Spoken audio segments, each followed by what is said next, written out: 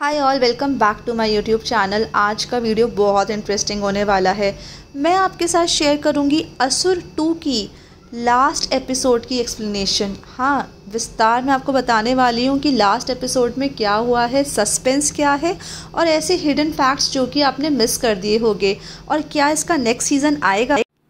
अब जो last episode है सीज़न 2 का, असुर सीज़न 2 का, उसकी शुरुआत होती है शुभ और शुभ के दादाजी से, जहाँ पर शुभ अपने दादाजी से मिलने जाता है और वो ये बोलता है कि उसके पापा ने उसे बचपन से दैत्य असुर राक्षस बुलाया और इसकी वजह से वो ऐसा बन गया। पर इस कलयुग भरी दुनिया में वो दादाजी ही थे जिन्होंने उसे भरपूर प्यार दिया। वही दादाजी दूसरी ओर कहते हैं कि आज जब वो शुभ को इस हालत में देखते हैं तो उन्हें इस बात का अफसोस होता है कि उसने अपने पिताजी को सही ठहराया कि वो दैत्य राक्षस और असुर बन चुका है और उनका प्यार भी उसके सामने कम पड़ गया। और इसी दौरान शुभ और दादाजी की कुछ बातें होती है और शुभ उन्हें बोलता है कि मैं अब आपको मुक्ति देता हूँ, और इसी दौरान शुभ अपने दादाजी की गला घोंटकर हत्या कर देता है। अब वो ऐसा क्यों करता है ये मैं आपको एपिसोड के लास्ट में बताऊंगी, तो जुड़े रहिए। अब आती है बात अनंत की लास्ट एपिसोड में। तो अनंत असुर 2 में एक 11 साल का बच्चा होता है जो मोनेस्ट्री में मॉन्क होता है और वो मिराकल गॉड के नाम से फेमस हो जाता है। अब इसके पीछे का एक हिडन फैक्ट ये है, पूरा जो जाल है वो धनंजय राजपूत ने रचाया था। जी हाँ, वो बच्चा कोई मिराकल गॉड नहीं था, बल्कि धनंजय राजपूत ने ऐसी घटनाएं कर दी कि लोगों का ये विश्वास हो गया कि इस कलयुग भरी दुनिया में एक ही देवता है जो कि इंसान के रूप में पैदा हुआ है, अनंत 11 साल का बच्चा। अब इसका रीज़न ये होता है क्योंकि धनंजय राजपूत जो है उसको ये लगता है कि शुभ का सबसे बड़ा दुश्मन उसका ईगो है और शुभ इस दुनिया में कल्कि का वेट कर रहा है। और शुभ के बारे में उसका ये ख्याल होता है कि भाई सब कुछ करके देख लिया, अब लोहा ही लोहे को काटता है। शुभ को ये बात हज़म नहीं होती कि वो बच्चा इतनी जल्दी फेमस हो गया, और इसलिए वो उसे एक डिबेट के लिए बुलाता है। पूरी दुनिया के सामने लाइव टेलीकास्ट पे एक डिबेट होता है जहाँ पर वो बहुत सारे डिस्कशंस करते हैं। डिस्कशन और डिबेट ख़त्म होने के बाद वो उस बच्चे को एक चॉइस और एक निर्णय लेने का मौका देता है, जहाँ पर एक डिवाइस होती है जिसमें 2 बटन होते हैं, नीला और सफ़ेद। अगर वो बच्चा नीले रंग का बटन दबाएगा तो जो लोग धर्म और भगवान को मानते हैं वो मर जाएंगे, और दूसरे अगर वाइट को दबाएगा तो वो ग्रुप ऑफ पीपल जो कि तथ्य यानी कि फैक्ट्स को मानते हैं उनकी मौत हो जाएगी। उसे ये डिसीजन सनसेट यानी कि सूर्यास्त से पहले लेना होगा। अगर वो नहीं ले पाएगा तो हर कोई मर जाएगा।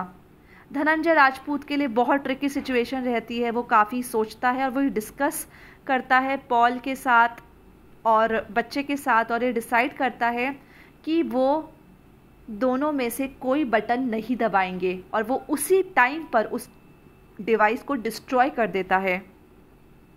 अब धनंजय राजपूत इसलिए ऐसा करता है क्योंकि उसे लगता है कि दोनों ही अपनी जगह सही हैं, और ये जो शुभ है सबकी मौत से अच्छा है कि कुछ ग्रुप ऑफ पीपल, कुछ हज़ार लोग ही मरे करोड़ों लोगों से, और यही इसलिए वो उस डिवाइस को डिस्ट्रॉय कर देता है। अब बात आती है कि भाई लास्ट सीज़न में कि वो कौन सी 2 जगह है जहाँ पर ये ग्रुप ऑफ पीपल है और शुभ का जो मास्टर प्लान है उसको कैसे डिस्ट्रॉय किया जा सकता है ताकि किसी की मौत ना हो। अब बात आती है कि नैना को रिस्पॉन्सिबिलिटी दी जाती है कि वो कोऑर्डिनेट्स का पता करे जगहों का जहाँ पर 2 डिफरेंट ग्रुप ऑफ पीपल इकट्ठा हुए हैं। अब कोऑर्डिनेट की मदद से पता लगता है कि एक जगह है मुक्ति घाट जहाँ पर वो अनुयायी आते हैं जो कि भगवान को मानते हैं, और दूसरी जगह होती है कॉन्फ्रेंस रूम, दुनिया भर के साइंटिस्ट जहाँ पर आए होते हैं क्योंकि साइंटिस्ट जो है वो फैक्ट्स को मानते हैं। अब डीजे और पॉल को जगह का पता लग जाता है। डीजे मुक्ति घाट जाता है अनंत को लेकर क्योंकि वहाँ पर अनंत का कोरोनेशन था, और कॉन्फ्रेंस जो था जहाँ पर दुनिया भर के साइंटिस्ट थे वहाँ पॉल जाता है। अब वहाँ पर वो अपनी इन्वेस्टिगेशन करते हैं और उन्हें पता लगता है कि वहाँ पर सोनिक बॉम्ब्स इंस्टॉल है। अब वहीं दूसरी ओर जो निखिल है और नुसरत जो हैं वो हिमाचल प्रदेश आते हैं और वहाँ पर वो पुलिस से डिस्कस करते हैं। और निखिल को बहुत स्ट्रांगली बिलीव होता है कि शुभ उसी गांव में है, रिमोट लोकेशन पर है, जहाँ पे अश्वत्थामा प्रोजेक्ट के लिए जो प्रोफेसर है वो वहाँ गए थे और उनकी मौत हो गई थी। और उसे लगता है कि शुभ किसी रिमोट लोकेशन पर ही होगा। और इसी दौरान वो लोकलाइट से बात करते हैं, डिस्कस करते हैं, और उनमें से एक बच्चा जो है वो उनकी मदद करता है और वो बताता है कि हाँ, शुभ को उसने देखा है। ये बहुत बड़ा हिडन फैक्ट था। जी हाँ, शुभ पकड़ा जाता है। क्या रियली पकड़ा जाता है? नहीं। तो वो बताता है कि शुभ यही रहता है और वो कभी उस घर के अंदर नहीं गया। नुसरत और निखिल घर के अंदर जाते हैं और जब वो देखते हैं तो वहाँ पर मास्टर प्लान होता है उनके प्रोजेक्ट का, और वो दोनों बस देखते ही रह जाते हैं। शुभ उन्हें सुन रहा होता है, शुभ उन्हें देख सकता था, और शुभ कहता है कि तुम मेरा कुछ नहीं बिगाड़ पाओगे। अब धनंजय राजपूत के सामने सिचुएशन आती है। मुक्ति घाट में लोग अनंत के खिलाफ हो जाते हैं, वो उसे मरने मारने को दौड़ते हैं। सब कहते हैं अगर इसकी इकलौते की मौत हो गई तो सब लोग बच जाएंगे। धनंजय राजपूत के दिमाग में ये बात बैठती है। वो सोचता है इस बच्चे को अगर मार दिया इतने लोग बच जाएंगे, तो शायद यही सही है। वो अपना ट्रिगर डालता है। जैसे ही वो ट्रिगर डालता है, नैना को कोड जो है वो उसका पहुंच जाती है माया अस्त्र तक, और अनंत की मौत नहीं होती।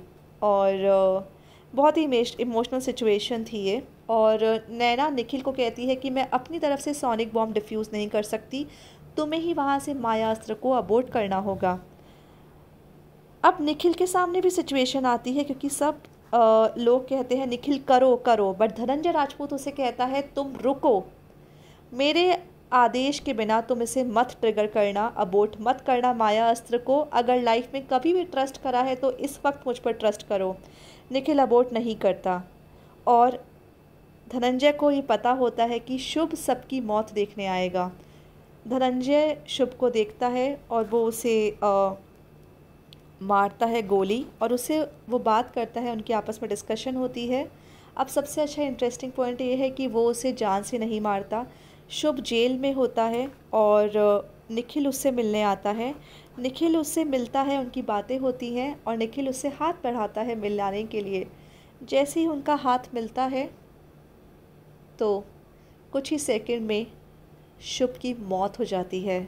यानी कि उसके हाथ में पॉइज़न था जो कि निखिल ने दिया, और शुभ की मौत हो गई। और निखिल कहता है रिया को सॉरी कहना। धनंजय राजपूत वृंदा से मिलने जाता है, जो कि त्रिलोक धाम में अकेली सर्वाइवर थी, जो कि पेंटिंग थी और आंख से अंधी थी, और शुभ को बहुत करीब से जानती थी।